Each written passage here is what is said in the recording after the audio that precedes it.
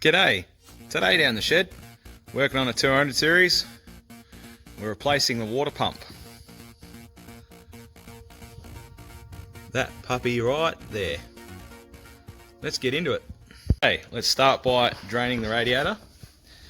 Remove your bash guards. There's that little valve, tap, plug, whatever you'd like to call it, just there. Drain the coolant. While that's draining, we'll remove the top covers just for easy access to get into that belt and pump. To get these plugs out, they're pretty simple. Push it down, now it's up, comes out. You may also get a little screwdriver just underneath just to pop it up, especially in this area here. Two 10mm nuts hold down that cover. I've got them out at the moment just to show you. Bit of a safety thing before you drain the coolant, I should have mentioned. As you crack the radiator cap, just make sure you squeeze this top hose to make sure you've got no pressure. Now obviously if it's got pressure, it'd be hard. At the moment, we've got no pressure there. Release the cap.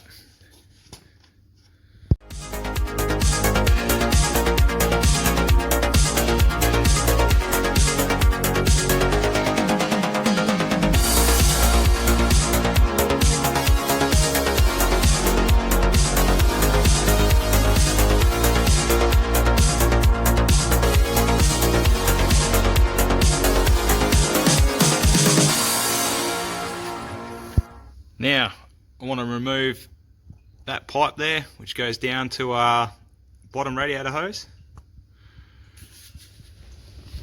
Down in there, that bolt you can see holds the pipe on, and then it's just rubber hose from there. So once we undo that,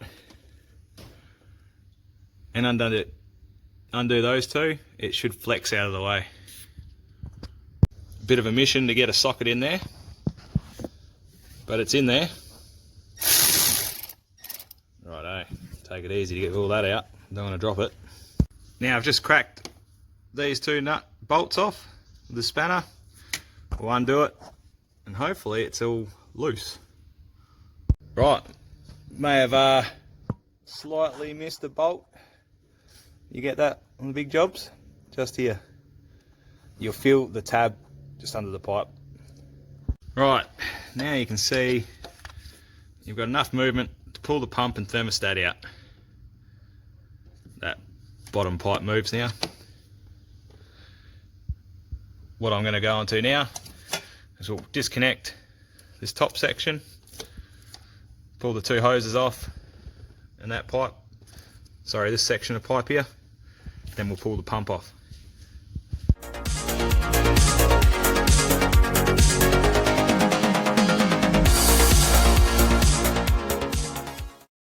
Now, there's two bolts at the bottom of the pump that make it tricky to get to, so it's easy to remove the fan. I've just jammed a pry bar between one of the studs and the shaft. Got 12mm spanner on and just cracked it. Go around all four and we'll pull that off and just sit it inside the fan shroud. With the fan out of the way, just pulled that pulley out. As you can see, while we're changing the pump, the telltale hole's been leaking. They're the two bolts you need to get to behind that pulley. And we also, as I just discovered, there's another pipe down the bottom. We'll pull that off as well. There's a little hose just there to pull off. And I'll continue pulling off the mounting bolts and nuts that hold it in place. And as you can see, if you had that pulley in the way, you just can't get to it. So I've got a bit of a wobble drive on there at the moment, so I'm able to undo it. Last bolt, the pump's out. Now with the bolts and nuts all removed, we can pull that pump off. There's just that one bolt we had to leave in, which is behind that pulley. It only pulled out so far. And there we go. There's the new one. We'll throw that on. We'll give everything a clean up. pop that gasket off. There's the old one. So yeah, the new pump comes with a gasket, so that's handy. Righto, we'll clean it up and get back to you.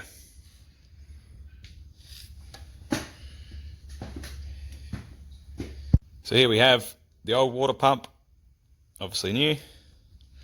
Try and show you that telltale hole, which is just there. Obviously indicates if the seal between the shaft is leaking. Just pop the thermostat out. Thought I'd show you. We're going to go get a new one. See how that seal has let go? It's no good. Righto. We'll have to grab a new one. Plop it in. Okay, so we've run down, grabbed another thermostat. Daco. Part number... just there for you. We also ordered a genuine water pump kit, which comes with a new O-ring for the thermostat, a new gasket, but it doesn't come with the gasket for this side here. So I'll just use some sealant on top of the old gasket. Now just remember to yourself, 9 bolts. I've just thrown this one back in because that pumps in the pulley's in the way for the fan, and 2 nuts. Right, and I'll even put just a touch of thread sealant on the end, because when I pulled these out, it looked like they had a bit of 3-bond or something on the end of them. I'm not sure if these are like an old Holden where it goes into a water jacket, but just in case. Area's all cleaned up. I'll just I used a bit of Scotch-Brite. We'll throw the gasket back on, the new one. I'm also going to apply a small amount of Never-Seez or copper anti-seize just onto the threads for these studs as we put the pump back in. Remember, hose down the bottom here, little hose off to the side as installing. I'll give you another tip before I bolt it back up, where the long bolts all go. So basically the 4 bottom ones and the one just underneath the thermostat housing. The rest of them are the short ones or the nuts onto the studs. When fitting that thermostat, a little tang at the top. Right, water pump's mounted up. I just counted to 11, starting here, and worked my way around to make sure I got them all done up. You've got enough room here to get your thermostat in with a bit of a persuasion bar. I've got those 2 coolant hoses on.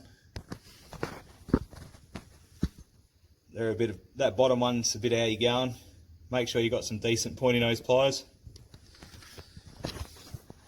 Right, thermostat in next, then the top radiator hose block. We'll mount that up.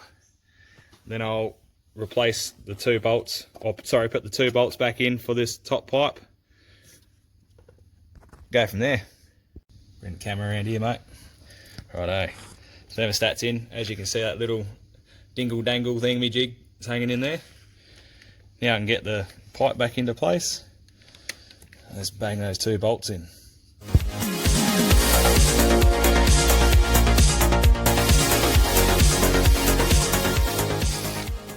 Right, the stage we're up to now, I've put those 2 bolts in that hold the steel pipe in place. I've remounted the fan hub. For some reason I found it easier just to throw that hub at it and it fell on. But nah, you got to jiggle it around and you'll get it in. I've thrown the belt on loosely into position, so when I'm ready to torque it up, I can slip that straight onto the water pump. I've put some medium strength Loctite on those studs for the fan, just an insurance I like to do. I'll tighten those nuts up now, the 4 of them. We'll put that belt on. We're up to the stage of, we'll close that valve down the bottom for the radiator.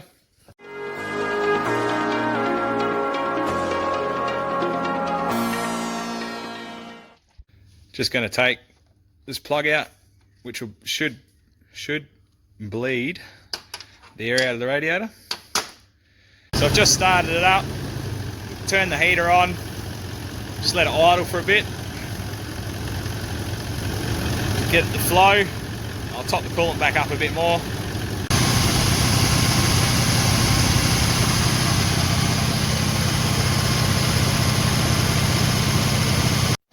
After a test drive and getting everything nice and hot, recheck coolant level and top up as required.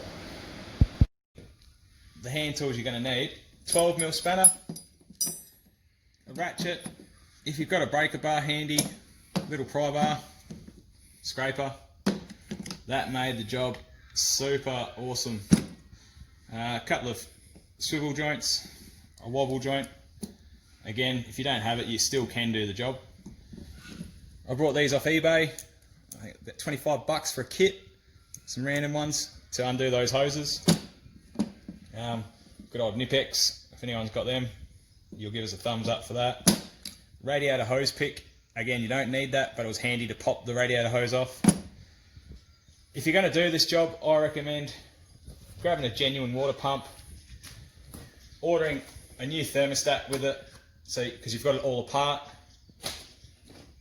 That's about it, really. I think that concludes it. If there's any thing I missed, and if you're a guru on these, throw us a comment of how we can help someone else out. Otherwise, please subscribe, follow what I do down the shed. Thumbs up, take it easy.